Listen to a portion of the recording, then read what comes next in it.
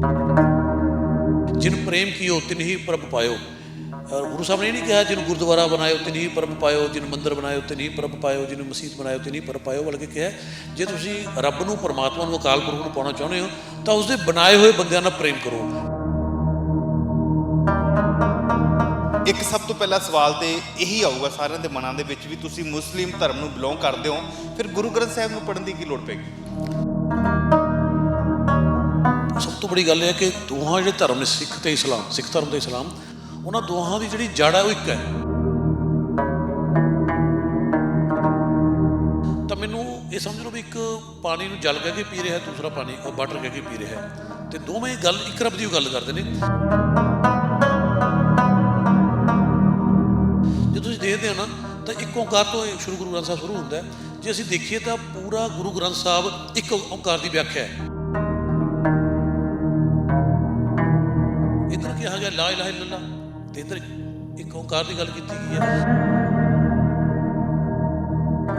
ਸਭ ਇੱਕ ਨਾ ਪਾਕਿਸਤਾਨ ਦੇ ਵਿੱਚ ਕਾਫੀ ਘਟਨਾਵਾਂ ਹੁੰਦੀਆਂ, ਘੱਟ ਗਿਣਤੀ ਉੱਥੇ ਸਿੱਖ ਹੈਗੇ ਨੇ, ਸਿੱਖ ਕਮਿਊਨਿਟੀ ਜਿਹੜੀ ਹੈ ਉਹ ਘੱਟ ਗਿਣਤੀ ਗਿਣੀ ਜਾਂਦੀ ਹੈ, ਤਾਂ ਉਹਨਾਂ ਦਾ ਜ਼ਬਰੀ ਧਰਮ ਪਰਿਵਰਤਨ, ਲੜਕੀਆਂ ਦੇ ਨਾਲ ਨਿਕਾਹ ਕੀਤਾ ਜਾਂਦਾ। ਕੁਲ ਹੂ ਅੱਲਾਹੁ ਅਹਦ ਕਹਿ ਦਿਓ, ਐਲਾਨ ਕਰ ਦਿਓ, ਔਰ ਰੱਬ ਇੱਕੋ ਇੱਕ ਹੈ। ਸ਼੍ਰੀ ਗੁਰੂ ਗ੍ਰੰਥ ਸਾਹਿਬ ਆਸਾ ਮੋਹੱਲਾ ਪਹਿਲਾ ਅੰਗ 350, ਸਾਹਿਬ ਮੇਰਾ ਏਕੋ ਹੈ, ਏਕੋ ਹੈ ਭਾਈ ਏਕੋ ਹੈ, ਔਰ ਰੱਬ ਇੱਕੋ ਇੱਕ ਹੈ। ਅੱਲਾਹੁ ਸਮਦ ਉਹ ਬੇਨਿਆਜ਼ ਹੈ, ਉਹ ਬੇਮੁਹਤਾਜ ਹੈ। ਤੇ ਸ਼੍ਰੀ ਗੁਰੂ ਗ੍ਰੰਥ ਸਾਹਿਬ ਬਸੰਤ ਮਹੱਲਾ ਪਹਿਲਾ ਅੰਗ 119 ਤੇ ਕਿਹਾ ਗਿਆ ਹੈ ਬੇਮੁਹਤਾਜ ਬੇਅੰਤ ਅਪਾਰਾ, ਉਹ ਕਿਸੇ ਦਾ ਮੁਹਤਾਜ ਨਹੀਂ ਹੈਗਾ। ਲਮ ਯਲਿਦ ਵਲਮ ਯੂਲਦ, ਉਸਦੀ ਕੋਈ ਔਲਾਦ ਨਹੀਂ, ਨਾ ਕਿਸੇ ਦੀ ਔਲਾਦ ਹੈ, ਨਾ ਉਹਦਾ ਕੋਈ ਮਾਂ ਬਾਪ ਨੇ ਤੇ ਨਾ ਹੀ ਉਸਦੀ ਕੋਈ ਔਲਾਦ ਹੈ, ਇਹ ਕਿਹਾ ਗਿਆ। ਤੇ ਸ਼੍ਰੀ ਗੁਰੂ ਗ੍ਰੰਥ ਸਾਹਿਬ 'ਚ ਕਿਹਾ ਗਿਆ ਸੂਰਤ ਮਹੱਲਾ ਪਹਿਲਾ ਅੰਗ 597 ਤੇ ਨਾ ਤਿਸ ਮਾਤ ਪਿਤਾ ਸਤ ਬੰਧਪ ਨਾ ਤਿਸ ਕਾਮ ਨਾ ਨਾਰੀ, ਉਸ ਰੱਬ ਦੇ ਨਾ ਕੋਈ ਮਾਂ ਬਾਪ ਨੇ, ਨਾ ਔਲਾਦ ਹੈ, ਨਾ ਕੋਈ ਰਿਸ਼ਤੇਦਾਰ ਨੇ, ਨਾ ਪਤਨੀ ਹੈ।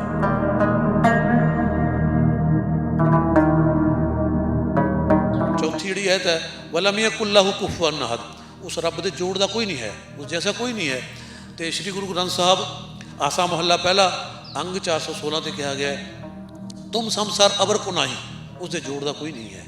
ਤੇ ਦੇਖੋ ਹੁਣ ਸਿਰਫ ਭਾਸ਼ਾ ਹੀ ਬਦਲੀ ਹੈ।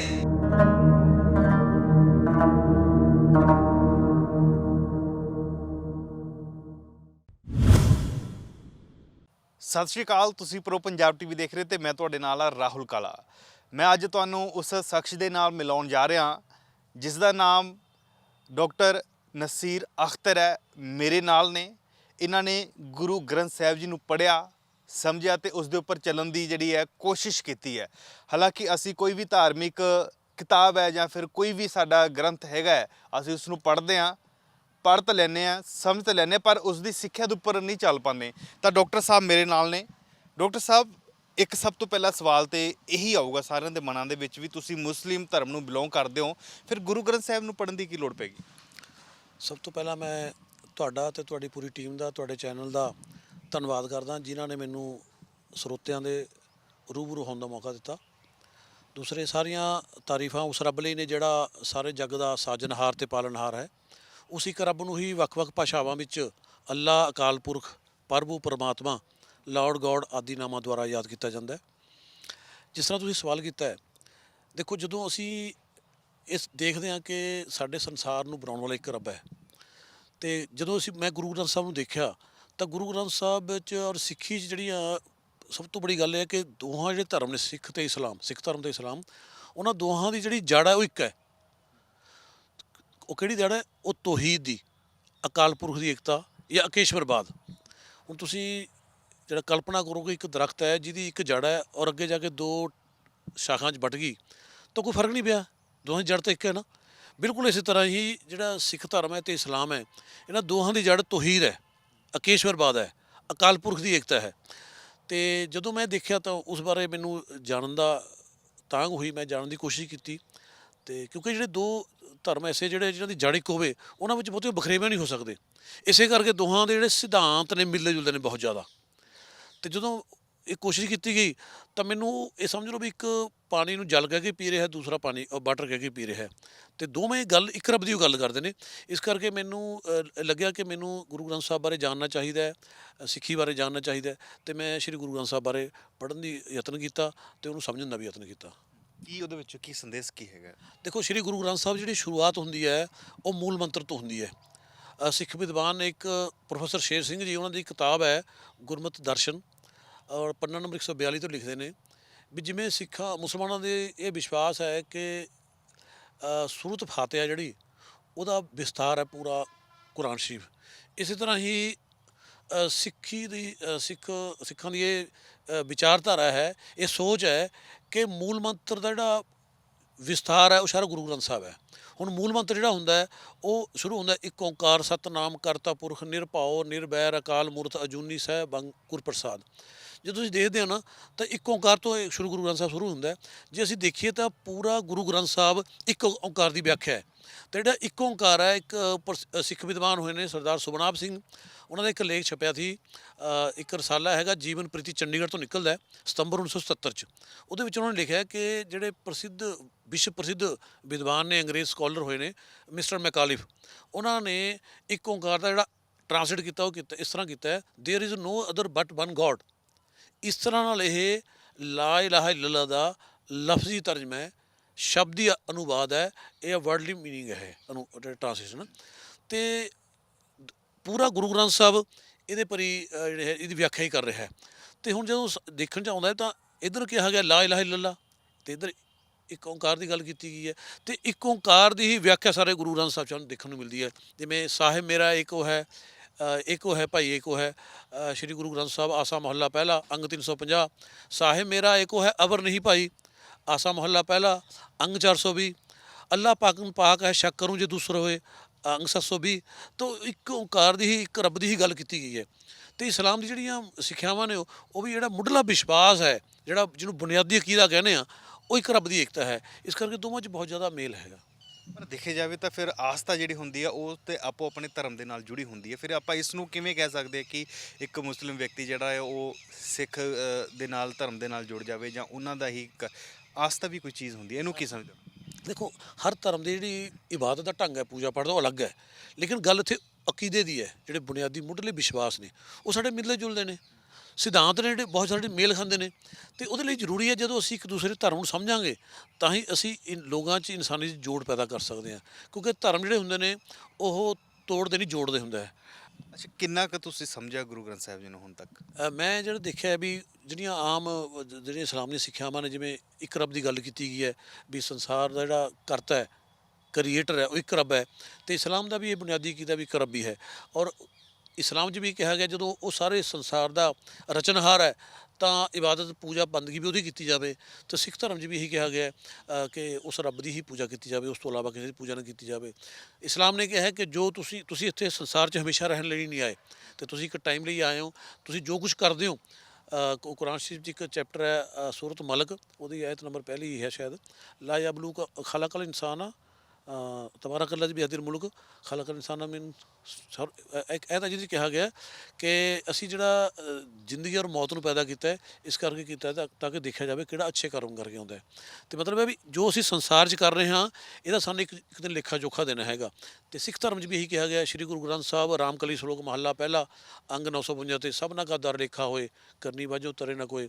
ਸ਼੍ਰੀ ਗੁਰੂ ਗ੍ਰੰਥ ਸਾਹਿਬ ਰਾਮਕਲੀ ਸ਼ਲੋਕ ਮਹੱਲਾ ਪਹਿਲਾ ਅੰਗ 953 ਨਾਨਕ ਆਖੇ ਰੇ ਮਨਾ ਸੁਣੀਏ ਸਿੱਖ ਸਹੀ ਲੇਖਾ ਰੱਬ ਮੰਗੇਸੀਆ ਬੈਠਾ ਕੱਢ ਬਹੀ। ਅਤੇ ਦੋਹਾਂ 'ਚ ਹੀ ਦੱਸਿਆ ਗਿਆ ਵੀ ਜੋ ਤੁਸੀਂ ਸੰਸਾਰ 'ਚ ਚੰਗੇ ਮੰਦੇ ਕਰਮ ਕਰਦੇ ਹੋ ਉਹਦਾ ਤੁਹਾਨੂੰ ਲੇਖਾ ਜੋਖਾ ਦੇਣਾ ਹੈ। ਅਤੇ ਬੁਨਿਆਦੀ ਚੀਜ਼ਾਂ ਜਿਹੜੀਆਂ ਦੋਹਾਂ ਮਿਲੀਆਂ ਜੁਲੀਆਂ ਨੇ।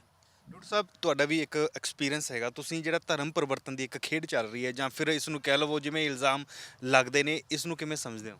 ਦੇਖੋ ਧਰਮ ਪਰਿਵਰਤਨ ਇੱਦਾਂ ਨਹੀਂ ਹੁੰਦਾ। ਮੈਂ ਜਿੱਥੇ ਤੱਕ ਇਸਲਾਮ ਦੀ ਗੱਲ ਕਰਦਾ, ਅਕਸਰ ਕਿਹਾ ਜਾਂਦਾ ਕਿ ਮੁਸਲਮਾਨਾਂ ਨੇ ਜ਼ਬਰਦਸਤੀ ਧਰਮ ਪਰਿਵਰਤਨ ਕਰਾਇਆ। ਇਸਲਾਮ 'ਚ ਇਹ 'ਚ ਗੁੰਜਾਇਸ਼ ਹੀ ਨਹੀਂ ਹੈਗੀ, ਕਿਉਂਕਿ ਜ਼ਬਰਦਸਤੀ ਇਸਲਾਮ ਲਈ ਧਰਮ ਪਰਿਵਰਤਨ ਹੋ ਹੀ ਨਹੀਂ ਸਕਦਾ। ਪਹਿਲੀ ਗੱਲ ਤਾਂ ਇਹ ਹੈ ਕਿ ਕੁਰਾਨ ਸ਼ਰੀਫ 'ਚ ਇੱਕ ਚੈਪਟਰ ਅਲ ਬਕਰਾ, ਉਹਦੀ ਆਇਤ ਨੰਬਰ 256 ਲਾ ਇਕਰਾਹਾ ਫਿੱਦੀਨ। ਇਸਲਾਮ 'ਚ ਜ਼ੋਰ ਜ਼ਬਰਦਸਤੀ ਜਾਂ ਧੱਕੇ ਲਈ ਕੋਈ ਥਾਂ ਨਹੀਂ ਹੈਗੀ, ਹੈ ਨਾ। ਦੂਸਰੀ ਇੱਕ ਹੋਰ ਸੂਰਤ ਹੈ, ਸੂਰਤ ਕੁਲੀਆ ਕਾਫਿਰ ਕੁਲੀਆ ਉਹਦੀ ਆ ਜਾਂ ਉਹਨੂੰ ਕਾਫਿਰੂਨ 'ਚ ਉਹਦੀ ਐਤ ਨੰਬਰ ਲਾਸਟ ਜਿਹੜੀ ਐਤ ਉਹ 'ਚ ਇਹ ਕਿਹਾ ਗਿਆ ਕਿ ਤੁਹਾਨੂੰ ਤੁਹਾਡਾ ਦਿਨ ਮੁਬਾਰਕ ਤੇ ਸਾਨੂੰ ਸਾਡਾ ਦਿਨ ਮੁਬਾਰਕ। ਇਸ ਲਈ ਕਿਸੇ ਨੂੰ ਜ਼ਬਰਦਸਤੀ ਨਹੀਂ ਕੀਤਾ ਜਾ ਸਕਦਾ। ਦੂਸਰੀ ਜਿਹੜੀ ਤੀਸਰੀ ਗੱਲ ਇਹ ਹੈ, ਅਗਰ ਕਿਸੇ ਨੂੰ ਤੁਸੀਂ ਪਰਿਵਰਤਨ ਕਰਾਉਣੇ, ਧਰਮ ਪਰਿਵਰਤਨ ਜ਼ਬਰਦਸਤੀ ਤਾਂ ਹੋ ਨਹੀਂ ਸਕਦਾ, ਮੈਂ ਦੱਸਿਆ। ਦੂਸਰਾ ਇਹ ਹੈ, ਜਿਹੜਾ ਜਦੋਂ ਧਰਮ ਪਰਿਵਰਤਨ ਕਰਨਾ ਹੁੰਦਾ ਕਿਸੇ ਵਿਅਕਤੀ ਨੇ, ਤਾਂ ਉਹਦੇ ਲਈ ਜ਼ਰੂਰੀ ਹੈ ਕਿ ਉਹ ਦਿਲ ਦੇ ਵਿਸ਼ਵਾਸ ਨਾਲ, ਜਿਹੜਾ ਕਲਮਾ ਇਸਲਾਮੀ ਕਲਮਾ ਜਿਹਨੂੰ ਕਿਹਾ ਜਾਂਦਾ ਲਾ ਇਲਾਹਾ ਇਲੱਲਾ ਮੁਹੰਮਦ ਰਸੂਲullah, ਇੱਕ ਰੱਬ ਤੋਂ ਇਲਾਵਾ ਕੋਈ ਪੂਜਾ ਦੇ ਯੋਗ ਨਹੀਂ ਤੇ ਹਜ਼ਰਤ ਮੁਹੰਮਦ ਸਾਹਿਬ ਸੱਲੱਲਾਹੁ ਅਲੈਹਿ ਵਸੱਲਮ ਰੱਬ ਦੇ ਪੈਗੰਬਰ ਨੇ, ਇਸ ਕਲਮੇ ਨੂੰ ਜ਼ੁਬਾਨ ਤੋਂ ਪੜ੍ਹਨਾ ਔਰ ਇਹਦੇ ਅਰਥਾਂ ਨੂੰ ਜਾਣਦੇ ਹੋਏ ਪੜ੍ਹਨਾ ਔਰ ਦਿਲ ਦੇ ਵਿਸ਼ਵਾਸ ਨਾਲ ਪੜ੍ਹਨਾ। ਤੁਸੀਂ, ਮੈਂ ਅਕਸਰ ਕਹਿਣਾ ਹੁੰਦਾ, ਮੇਰੇ ਗਰਦਨ 'ਤੇ ਗਨ ਪੁਆਇੰਟ 'ਤੇ ਜਾਂ ਮੇਰੀ ਗਰਦਨ 'ਤੇ ਤਲਵਾਰ ਰੱਖਤਾ ਤੇ ਮੈਨੂੰ ਕਿਹਾ ਕਲਮਾ ਪੜ੍ਹੋ, ਤੇ ਇਸ ਚੀਜ਼ ਦੀ ਕੀ ਗਰੰਟੀ ਹੈ ਕਿ ਮੈਨੂੰ ਦਿਲੋਂ ਪੜ੍ਹਿਆ। ਦੁਨੀਆ 'ਚ ਕੋਈ ਐਸਾ ਥਰਮਾਮੀਟਰ ਤਾਂ ਬਣੇ, ਤੁਸੀਂ ਮੂੰਹ 'ਚ ਲਾ ਕੇ ਦੇਖ ਲਓ, ਦਿਲੋਂ ਪੜ੍ਹ ਰਿਹਾ, ਕੋਈ ਉੱਪਰੋਂ ਪੜ੍ਹ ਰਿਹਾ। ਜਦੋਂ ਕਿਸੇ ਬੰਦੇ ਨੇ ਦਿਲੋਂ ਕਲਮਾ ਪੜ੍ਹਿਆ ਹੀ ਨਹੀਂ, ਦਿਲੋਂ ਇਸ ਚੀਜ਼ ਨੂੰ ਕਬੂਲ ਹੀ ਨਹੀਂ ਕੀਤਾ, ਤਾਂ ਮੁਸਲਮਾਨ ਹੋ ਨਹੀਂ ਸਕਦਾ। ਫਿਰ ਐਸਾ ਮੁਸਲਮਾਨ ਬਣਾਉਣ ਦਾ ਕੀ ਫਾਇਦਾ। ਤੇ ਇਸ ਲਈ ਧਰਮ ਪਰਿਵਰਤਨ ਜ਼ਬਰਦਸਤੀ ਨਹੀਂ ਕਰਾਇਆ ਜਾ ਸਕਦਾ। ਅਗਰ ਕਿਸੇ ਨੂੰ ਕੋਈ ਸਿੱਖਿਆਵਾਂ ਅੱਛੀਆਂ ਲੱਗਦੀਆਂ ਨੇ, ਉਹਨਾਂ ਦੀਆਂ ਟੀਚਿੰਗ ਨੂੰ ਮਹਿਸੂਸ ਕਰਦਾ, ਉਹ ਆਪਣੇ ਦਿਲ ਤੋਂ ਰਾਜ਼ੀ ਹੁੰਦਾ, ਬਗੈਰ ਕਿਸੇ ਲਾਲਚ ਤੋਂ, ਬਗੈਰ ਕਿਸੇ ਦਬਾਅ ਤੋਂ, ਤਾਂ ਹੀ ਉਹ ਧਰਮ ਪਰਿਵਰਤਨ ਇਸਲਾਮ 'ਚ ਆ ਸਕਦਾ, ਵਰਨਾ ਧਰਮ ਪਰਿਵਰਤਨ ਨਹੀਂ ਇਸਲਾਮ 'ਚ ਹੋ ਸਕਦਾ। ਡਾਕਟਰ ਸਾਹਿਬ, ਇੱਕ ਨਾ ਪਾਕਿਸਤਾਨ ਦੇ ਵਿੱਚ ਕਾਫੀ ਘਟਨਾਵਾਂ ਹੁੰਦੀਆਂ, ਘੱਟ ਗਿਣਤੀ ਉੱਥੇ ਸਿੱਖ ਹੈਗੇ ਨੇ, ਸਿੱਖ ਕਮਿਊਨਿਟੀ ਜਿਹੜੀ ਹੈ ਉਹ ਘੱਟ ਗਿਣਤੀ ਗਿਣੀ ਜਾਂਦੀ ਹੈ, ਤਾਂ ਉਹਨਾਂ ਦਾ ਜ਼ਬਰੀ ਧਰਮ ਪਰਿਵਰਤਨ, ਲੜਕੀਆਂ ਦੇ ਨਾਲ ਨਿਕਾਹ ਕੀਤਾ ਜਾਂਦਾ, ਇਸ ਬਾਰੇ ਤੁਹਾਡਾ ਕੀ ਹੈਗਾ? ਦੇਖੋ, ਇਹ ਮੁੱਦਾ ਐਸਾ ਹੈ ਸਾਡੇ ਪੜੋਸ ਦਾ। ਪਤਾ ਕੀ ਗੱਲ ਹੈ, ਅਕਸਰ ਉਰੇ ਵੀ, ਉੱਥੇ ਨਹੀਂ ਹੁੰਦਾ, ਮਰੇ ਕੋਲੇ ਵੀ ਬਹੁਤ ਸਾਰੇ ਮੁਸਲਮਾਨ ਲੜਕੀਆਂ ਨੇ ਹਿੰਦੂਆਂ ਨਾਲ ਸ਼ਾਦੀ ਕਰੀ ਹੈ, ਸਿੱਖਾਂ ਨਾਲ ਸ਼ਾਦੀ ਕਰੀ ਹੈ, ਤਾਂ ਉਹਦੇ ਮਾਪੇ ਕੀ ਕਹਿਣਗੇ ਕਿ ਸਾਡੀ ਕੁੜੀ ਨੂੰ ਅਗਵਾ ਕਰ ਲਿੱਤਾ ਗਿਆ, ਹੈ ਨਾ, ਇਹੀ ਹੁੰਦਾ ਨਾ, ਤੇ ਜ਼ਬਰਦਸਤੀ ਸ਼ਾਦੀ ਕਰ ਲੇਗੀ। ਇੱਕ ਨੌਜਵਾਨ ਲੜਕੀ 18-20 ਸਾਲ ਦੀ, ਉਹਨੂੰ ਜ਼ਬਰਦਸਤੀ ਕੌਣ ਲਿਜਾ ਸਕਦਾ ਨਾ। ਤੇ ਇਹ ਉਰੇ ਵੀ ਜਦੋਂ ਮਾਪੇ ਵੱਲੋਂ ਕੰਪਲੇਂਟ ਕਰਾਈ ਜਾਂਦੀ ਪੁਲਿਸ, ਚਾਹੇ ਲੜਕੀ ਆਪ ਭੱਜ ਗਈ ਹੋਵੇ ਘਰੋਂ, ਜ਼ੇਵਰਾਤ ਵੀ ਲੈ ਕੇ ਜਾਂਦੀ ਹੈ, ਤਾਂ ਉਹ ਲਿਖਾਇਆ ਜਾਂਦਾ ਸਾਡੀ ਕੁੜੀ ਨੂੰ ਅਗਵਾ ਕਰ ਲਿੱਤਾ ਗਿਆ। ਅਕਸਰ ਇਹ ਅੱਜ ਜਿਹੜਾ ਮਾਹੌਲ ਹੈ ਉਹ ਬੜਾ ਖੁੱਲ੍ਹਾ ਮਾਹੌਲ ਹੈ। ਜਿਹੜਾ ਮਾਡਰਨ ਜਿਹੜਾ ਟੈਕਨੋਲੋਜੀ ਹੈ, ਮੋਬਾਈਲ ਵਗੈਰਾ, ਇਹਨੇ ਬਹੁਤ ਜ਼ਿਆਦਾ ਨੇੜਤਾ ਕਰ ਦਿੱਤੀ ਹੈ, ਲੋਕਾਂ ਨੂੰ ਆਪਸ ਵਿੱਚ ਹੀ ਕੰਟੈਕਟ ਹੋ ਜਾਂਦੇ ਨੇ, ਫਿਰ ਉਹ ਇੱਕ ਦੂਜੇ ਨਾਲ ਸ਼ਾਦੀ ਕਰਾ ਲੈਂਦੇ ਨੇ। ਤਾਂ ਹੁਣ ਇਹ ਮਾਂ-ਬਾਪ ਲਈ ਜਾਂ ਸਮਾਜ ਲਈ ਬੜੀ ਪਰੇਸ਼ਾਨੀ ਦੀ ਗੱਲ ਹੁੰਦੀ ਜੇ ਲੜਕੀ ਜਾਂਦੀ ਹੈ ਨਾ, ਫਿਰ ਉਹਨੂੰ ਜ਼ਬਰੀ ਧਰਮ ਪਰਿਵਰਤਨ ਦੇ ਨਾਲ ਜੋੜ ਦਿੱਤਾ ਜਾਂਦਾ ਹੈ। ਸਾਡੇ ਉਰੇ ਬਹੁਤ ਸਾਰੇ, ਮੇਰੇ ਕੋਲ ਬਹੁਤ ਸਾਰੀਆਂ ਮੁਸਲਿਮ ਲੜਕੀਆਂ ਨੇ ਜਿਨ੍ਹਾਂ ਨੇ ਹਿੰਦੂ ਲੜਕਿਆਂ ਨਾਲ ਜਾਂ ਸਿੱਖ ਲੜਕਿਆਂ ਨਾਲ ਸ਼ਾਦੀ ਕਰਾ ਲਈ ਹੈ, ਤੇ ਉਹਨਾਂ ਦੇ ਮਾਂ-ਬਾਪ ਪੁਲਿਸ 'ਚ ਵੀ ਗਏ, ਲੇਕਿਨ ਜੋ ਲੜਕੀ ਬਿਆਨ ਦਿੰਦੀ ਹੈ ਕਿ ਮੈਂ ਆਪਣੀ ਮਰਜ਼ੀ ਨਾਲ ਹੋਈ ਹਾਂ, ਤਾਂ ਉਹਨੂੰ ਜ਼ਬਰਦਸਤੀ ਨਹੀਂ ਕਿਹਾ ਜਾ ਸਕਦਾ। ਔਰ ਹੁੰਦਾ ਇਹੀ ਹੈ, ਜਦੋਂ ਵੀ ਲੜਕੀ ਭੱਜਦੀ ਹੈ ਤਾਂ ਉਹਦੇ ਮਾਂ-ਬਾਪ ਵੱਲੋਂ ਇਹੀ ਕੰਪਲੇਂਟ ਕਰਾਈ ਜਾਂਦੀ ਹੈ ਕਿ ਸਾਡੀ ਕੁੜੀ ਨੂੰ ਅਗਵਾ ਕਰ ਲਿੱਤਾ ਗਿਆ। ਸਹਿਮਤੀ ਨਾਲ ਕੁਝ ਵੀ ਹੋ ਸਕਦਾ। ਸਹਿਮਤੀ ਨਾਲ ਹੁੰਦਾ, ਅਕਸਰ ਹੁੰਦਾ। ਅੱਜ ਤਾਂ ਬਹੁਤ ਮਾਡਰਨ ਯੁੱਗ ਹੈ। ਹੁਣ ਆਪ ਦੇਖਦੇ ਹਾਂ ਫੇਸਬੁੱਕ 'ਤੇ ਲੜਕੀ USA ਦੀ ਹੈ, ਇੰਗਲੈਂਡ ਦੀ ਹੈ, ਤੇ ਇੰਡੀਆ ਦੇ ਬਹੁਤ ਸਾਰੇ ਲੜਕੇ ਨੇ ਜਿਨ੍ਹਾਂ ਨਾਲ ਉਹ ਗੱਲਬਾਤ ਹੁੰਦੀ ਹੈ, ਫਿਰ ਉਹ ਸ਼ਾਦੀ ਕਰਾ ਕੇ ਲੈ ਜਾਂਦੇ ਨੇ। ਹੁਣ ਆਪਾਂ ਨੂੰ ਜ਼ਬਰਦਸਤੀ ਨਾਲ ਨਹੀਂ ਕਹਿ ਸਕਦੇ ਨਾ। ਡਾਕਟਰ ਸਾਹਿਬ, ਗੁਰੂ ਗ੍ਰੰਥ ਸਾਹਿਬ ਜੀ ਨੂੰ ਤੁਸੀਂ ਕਦੋਂ ਤੋਂ ਸ਼ੁਰੂ ਕੀਤਾ ਸੀ ਪੜ੍ਹਨਾ? ਤਕਰੀਬਨ 22 ਸਾਲ ਹੋ ਗਏ, 20-22 ਸਾਲ। ਤੇ ਮੈਂ ਗੁਰੂ ਗ੍ਰੰਥ ਸਾਹਿਬ ਬਾਰੇ ਜਿੰਨਾ ਕੁ ਵੀ ਸਮਝਣ ਦੀ ਕੋਸ਼ਿਸ਼ ਕੀਤੀ ਹੈ, ਜਾਂ ਜਿਹੜੇ ਵੱਡੇ ਬਜ਼ੁਰਗ ਨੇ, ਗ੍ਰੰਥੀ ਨੇ, ਸਿੰਘ ਸਾਹਿਬਾਨ ਨੇ, ਉਹਨਾਂ ਕੋਲ ਜਾਣ ਦੀ ਕੋਸ਼ਿਸ਼ ਕੀਤੀ ਹੈ, ਤਾਂ ਮੈਨੂੰ ਇਹੀ ਸਮਝ ਆਇਆ ਕਿ ਕੋਈ ਵੀ ਧਰਮ ਤੋੜਦਾ ਨਹੀਂ ਹੈ, ਜੋੜਦਾ ਹੈ। ਕੋਈ ਵੀ ਧਰਮ ਨਫ਼ਰਤ ਨਹੀਂ ਸਿਖਾਉਂਦਾ, ਪਿਆਰ ਸਿਖਾਉਂਦਾ ਹੈਗਾ। ਅਗਰ ਕੋਈ ਚੀਜ਼ ਸਾਨੂੰ ਸਾਡੇ ਵਿਚਕਾਰ ਨਫ਼ਰਤ ਪਾ ਰਹੀ ਹੈ, ਸਾਡੇ ਵਿਚਕਾਰ ਤੋੜ ਪੈਦਾ ਕਰ ਰਹੀ ਹੈ, ਤਾਂ ਉਹ ਧਰਮ ਨਹੀਂ ਹੈ, ਬਲਕਿ ਅਧਰਮ ਹੈ, ਅਧਰਮ ਹੈ, ਅਧਰਮ ਹੈ, ਧਰਮ ਦੇ ਭੇਸ 'ਚ ਹੈ। ਅਤੇ ਸਾਨੂੰ ਇੱਕ ਦੂਸਰੇ ਦੇ ਨੇੜੇ ਜਾਣ ਦੀ ਲੋੜ ਹੈ, ਇੱਕ ਦੂਜੇ ਨੂੰ ਧਰਮ ਦੀ ਸਮਝਣ ਦੀ ਲੋੜ ਹੈ, ਤਾਂ ਕਿ ਅਸੀਂ ਇਨਸਾਨੀਅਤ ਜਿਹੜੀ ਅੱਜ ਚੌਹਾਂ ਪਾਸੇ ਸਾਡੇ ਭਾਰਤ 'ਚ, ਦੇਸ਼ 'ਚ, ਜਿਹੜਾ ਬੜਾ ਅਮਨ ਵਾਲਾ ਮੁਲਕ ਸੀ, ਉਹਦੇ ਵਿੱਚ ਚੌਹਾਂ ਪਾਸੇ ਨਫ਼ਰਤ ਦੀ ਅੱਗ ਫੈਲਾਈ ਜਾ ਰਹੀ ਹੈ। ਅਤੇ ਸਾਡੀ ਕੋਸ਼ਿਸ਼ ਇਹੀ ਹੈ ਕਿ ਉਸ ਨਫ਼ਰਤ ਦੀ ਅੱਗ 'ਤੇ ਕੋਈ ਪਿਆਰ ਦਾ ਪਾਣੀ ਪਾਵੇ। ਅਸੀਂ ਸੋਚਿਆ ਵੀ ਅਸੀਂ ਕਿਉਂ ਨਾ ਹੋਈਏ, ਤਾਂ ਕਿ ਉਹਦੇ ਵਿੱਚ ਪਿਆਰ ਦਾ ਪਾਣੀ ਪਾ ਕੇ ਲੋਕਾਂ 'ਚ ਪਿਆਰ ਮੁਹੱਬਤ ਪੈਦਾ ਕੀਤੀ ਜਾ ਸਕੇ। ਬਾਕੀ ਇਹ ਸਿਆਸੀ ਲੋਕਾਂ ਦੇ ਹੁੰਦੇ ਨੇ, ਉਹ ਧਰਮ ਦੇ ਨਾਮ 'ਤੇ, ਕੌਮਾਂ ਦੇ ਨਾਮ 'ਤੇ ਲੋਕਾਂ ਨੂੰ ਲੜਾਉਂਦੇ ਨੇ ਆਪਣੇ ਸਿਆਸੀ ਮੁਫਾਦ ਹਾਸਲ ਕਰਨ ਲਈ। ਇਹ ਸ਼ੁਰੂ ਤੋਂ ਹੁੰਦਾ ਆਇਆ, ਕਿਉਂਕਿ ਜਿਹੜੇ ਸ਼ਾਸਕ ਹੁੰਦੇ ਨੇ, ਸ਼ਾਸਕ ਹਾਕਮ, ਉਹ ਹਮੇਸ਼ਾ ਧਰਮ ਨੂੰ ਇਸਤੇਮਾਲ ਕਰਦੇ ਨੇ ਆਪਣੀ ਹੁਕੂਮਤ ਲਈ। ਅਤੇ ਪਹਿਲਾਂ ਵੀ ਇਹੀ ਹੁੰਦਾ ਰਿਹਾ, ਆਪਣੇ ਮੁਫਾਦ ਲਈ ਇਸਤੇਮਾਲ ਕਰਦੇ ਨੇ, ਅੱਜ ਵੀ ਉਹੀ ਹੋ ਰਿਹਾ ਹੈ। ਜਿਹੜੇ ਹਾਕਮ ਨੇ ਉਹ ਧਰਮ ਦਾ ਸਹਾਰਾ ਲੈ ਕੇ ਲੋਕਾਂ ਨੂੰ ਲੜਾਉਂਦੇ ਨੇ ਅਤੇ ਆਪਣੀ ਕੁਰਸੀ ਜਾਂ ਆਪਣੀ ਹੁਕੂਮਤ ਹਾਸਲ ਕਰਦੇ ਨੇ।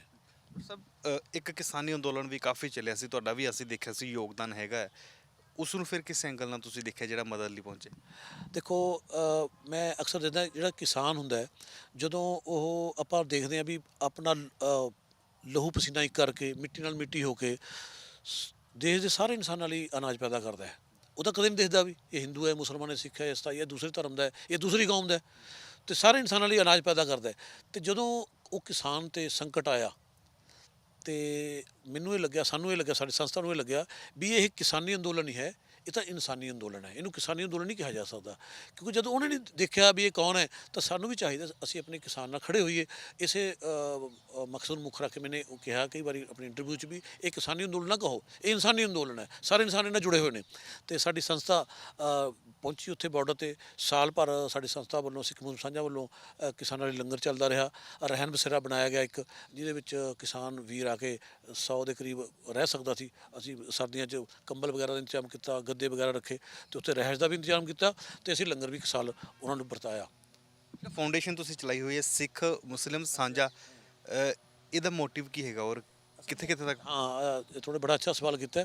ਦੇਖੋ, ਮੈਨੂੰ ਕਈ ਲੋਕਾਂ ਨੇ ਪੁੱਛਿਆ ਵੀ ਤੁਸੀਂ ਇਹਦੇ ਵਿੱਚ ਹਿੰਦੂ ਜਾਂ ਦਲਿਤ ਜਾਂ ਈਸਾਈ ਕਿਉਂ ਨਹੀਂ ਲੋਏ, ਹੈ ਨਾ। ਦੇਖੋ, ਇੱਕ ਇੱਕ ਬਾਪ ਦੇ 3 ਪੁੱਤਰ ਨੇ, 2 ਪੁੱਤਰਾਂ 'ਚ ਲੜਾਈ ਹੋ ਗਈ, ਤਾਂ ਸੁਲ੍ਹਾ ਕਿਹਨਾਂ 'ਚ ਕਰਾਵਾਂਗੇ? ਏ ਔਰ ਬੀ 'ਚ ਲੜਾਈ ਹੋਈ ਹੈ, ਸੀ ਨਾਲ ਤਾਂ ਕੋਈ ਝਗੜਾ ਹੀ ਨਹੀਂ ਹੈਗਾ। ਇਸ ਤਰ੍ਹਾਂ ਹੀ ਸਾਡੇ ਜਿਹੜੇ ਇਤਿਹਾਸ ਨੂੰ ਅੰਗਰੇਜ਼ ਦੌਰ ਜਦੋਂ ਆਇਆ, ਉਹਨਾਂ ਨੇ ਬਹੁਤ ਸਾਰੀ ਰਲਗੜ ਕੀਤੀ, ਇਤਿਹਾਸ ਵਿੱਚ ਬਹੁਤ ਸਾਰੀ ਰਲਗੜ ਕੀਤੀ, ਜਿਨ੍ਹਾਂ ਕਰਕੇ ਸਾਡੀਆਂ ਆਉਣ ਵਾਲੀਆਂ ਨਸਲਾਂ 'ਚ ਨਫ਼ਰਤ ਪੈਦਾ ਹੋ ਗਈ। ਬਹੁਤ ਸਾਰੀਆਂ ਮਿਥਿਹਾਸਿਕ ਘਟਨਾਵਾਂ, ਬਹੁਤ ਸਾਰੀਆਂ ਮਿਥਿਹਾਸਿਕ ਸਾਖੀਆਂ ਜੋੜ ਦਿੱਤੀਆਂ ਗਈਆਂ, ਤਾਂ ਕਿ ਇਹਨਾਂ ਦੋਹਾਂ ਨੂੰ ਇੱਕ ਦੂਜੇ ਦੇ ਨੇੜੇ ਨਾ ਹੋਣ ਦਿੱਤਾ ਜਾਵੇ। ਦੋਨੇ ਥੋੜ੍ਹੀਆਂ ਮਾਰਸ਼ਲ ਕੌਮਾਂ ਸੀਆਂ, ਅਤੇ ਉਹ ਇਤਿਹਾਸ ਨੇ ਜਾ ਕੇ ਸਾਡੇ ਅੰਦਰ ਜਾ ਕੇ ਨਫ਼ਰਤ ਭਰਤੀ। ਇਸ ਕਰਕੇ ਹਿੰਦੂ ਭਰਾਵਾਂ ਨਾਲ ਸਾਡਾ ਕੋਈ ਝਗੜਾ ਹੀ ਨਹੀਂ, ਕੋਈ ਲੜਾਈ ਹੋਣੀ ਸੀ, ਇਤਿਹਾਸ ਤਾਂ ਇਹਨਾਂ 'ਚ ਬਦਲਿਆ ਗਿਆ। ਇਸੇ ਕਰਕੇ ਇਸ ਜੋ ਸ਼ੁਰੂ ਕੀਤਾ ਗਿਆ ਸੀ, ਉਸ ਵੇਲੇ ਕੋਈ ਇੱਦਾਂ ਦੀ ਪ੍ਰੋਗਰਾਮ ਨਹੀਂ ਥਾ, ਇਤਿਹਾਸ ਪਰ ਕੰਮ ਕੀਤਾ ਗਿਆ ਸੀ, ਤਾਂ ਕਿ ਉਹ ਇਤਿਹਾਸ ਜਿਹੜੀਆਂ ਝੂਠੀਆਂ ਘਟਨਾਵਾਂ ਜੁੜੀਆਂ ਗਈਆਂ ਨੇ, ਮਿਥਿਹਾਸਿਕ ਗੱਲਾਂ ਜੁੜੀਆਂ ਗਈਆਂ ਨੇ, ਉਹਨਾਂ ਦਾ ਸੱਚ ਲੋਕਾਂ ਸਾਹਮਣੇ ਲਿਆਂਦਾ ਜਾਵੇ। ਕਿਉਂਕਿ ਸਾਨੂੰ ਹੁਣ ਤੱਕ ਤਸਵੀਰ ਦਾ ਇੱਕ ਰੁੱਖ ਦਿਖਾਇਆ ਜਾਂਦਾ ਰਿਹਾ ਹੈ, ਮਿਥਿਹਾਸਿਕ ਰੁੱਖ। ਇਤਿਹਾਸਿਕ ਰੁੱਖ ਸਾਡੇ ਅੱਖਾਂ ਉਹਲੇ ਰੱਖਿਆ ਗਿਆ, ਅਤੇ ਸਾਡੀ ਕੋਸ਼ਿਸ਼ ਇਹ ਸੀ ਵੀ ਇਤਿਹਾਸਿਕ ਰੂਪ ਨੂੰ ਲੋਕਾਂ ਦੇ ਸਾਹਮਣੇ ਰੱਖਿਆ ਜਾਵੇ, ਤਾਂ ਕਿ ਉਹ ਸੱਚਾਈ ਨੂੰ ਜਾਣ ਸਕਣ, ਔਰ ਲੋਕਾਂ ਜਿਹੜੇ ਕੁੜੱਤਣਾਂ ਨੇ, ਜਿਹੜੇ ਭਰਮ ਭੁਲੇਖੇ ਪਏ ਨੇ, ਉਹ ਦੂਰ ਹੋ ਸਕਣ। ਡਾਕਟਰ ਸਾਹਿਬ, ਬਹੁਤ ਬਹੁਤ ਧੰਨਵਾਦ ਸਮਾਂ ਦੇਣ ਦੇ ਲਈ, ਔਰ ਉਮੀਦ ਕਰਦੇ ਹਾਂ ਕਿ ਤੁਸੀਂ ਜਿਹੜਾ ਸਾਂਝੀ ਵਾਲਤਾ ਦੇ ਸੰਦੇਸ਼ ਦੇ ਉੱਪਰ ਚੱਲੇ ਹੋਏ ਹੋ, ਇਹ ਕਾਮਯਾਬ ਹੋਵੇ। हाँ, मैं ਤੁਹਾਨੂੰ अपनी गल करांगा। उनका जो काम है, मैं अक्सर ये शेयर कहना हुन्ना खत्म होना, उनका जो काम है वो अहले सियासत जाने। सियासी लोगों का काम होता धर्म के नाम पर, कौम के नाम पर बंडियाँ पाउना। उनका जो काम है वो अहले सियासत जाने। मेरा पैगाम मुहब्बत है जहाँ तक पहुँचे। साਡਾ ਤਾਂ पैगाम मुहब्बत है, मुहब्बत ਦੇ ਸੰਦੇਸ਼ ਨੂੰ ਲੈ ਕੇ ਚੱਲੇ ਹਾਂ ਅਸੀਂ। ਧੰਨਵਾਦ। ਬਹੁਤ ਬਹੁਤ ਧੰਨਵਾਦ। ਤਾਂ ਬਿਲਕੁਲ ਇੱਕ ਸੰਦੇਸ਼ ਹੈ ਕਿ ਅਸੀਂ ਇਸ ਸਮਾਜ ਦੇ ਵਿੱਚ ਰਹਿੰਦੇ ਹਾਂ, ਟੈਕਨੋਲੋਜੀ ਦੇ ਜ਼ਮਾਨੇ ਦੇ ਵਿੱਚ ਰਹਿੰਦੇ ਹਾਂ, ਫਿਰ ਅਸੀਂ ਵੰਡੀਆਂ ਕਾਹਦੀਆਂ ਪਾਈਆਂ ਹੋਈਆਂ। ਜਿਵੇਂ ਡਾਕਟਰ ਸਾਹਿਬ ਹੋਰਾਂ ਨੇ ਗੁਰੂ ਗ੍ਰੰਥ ਸਾਹਿਬ ਜੀ ਨੂੰ ਪੜ੍ਹਿਆ ਹੈ, ਸਮਝਿਆ, 22 ਸਾਲਾਂ ਤੋਂ ਤਕਰੀਬਨ ਇਸ ਰਾਹ ਦੇ ਉੱਪਰ ਚੱਲੇ ਹੋਏ ਨੇ, ਤਾਂ ਆਖਰ ਕੇ ਨਤੀਜਾ ਹੀ ਨਿਕਲਦਾ ਕਿ ਰੱਬ ਇੱਕ ਹੀ ਹੈ। ਤਾਂ ਇਸ ਰੱਬ ਇੱਕ ਨੂੰ ਅਸੀਂ ਮੰਨਣ ਦੇ ਲਈ ਅਲੱਗ-ਅਲੱਗ ਰਾਹ ਬਣਾਏ ਹੋਏ ਹੈ, ਵਿਸ਼ਵਾਸ ਹੈ। ਕੈਮਰਾ ਪਰਸਨ ਸੁਰਿੰਦਰ ਦੇ ਨਾਲ ਰਾਹੁਲ ਕਾਲਾ, ਪ੍ਰੋ ਪੰਜਾਬ ਟੀਵੀ, ਮਲੇਰਕੋਟਲਾ।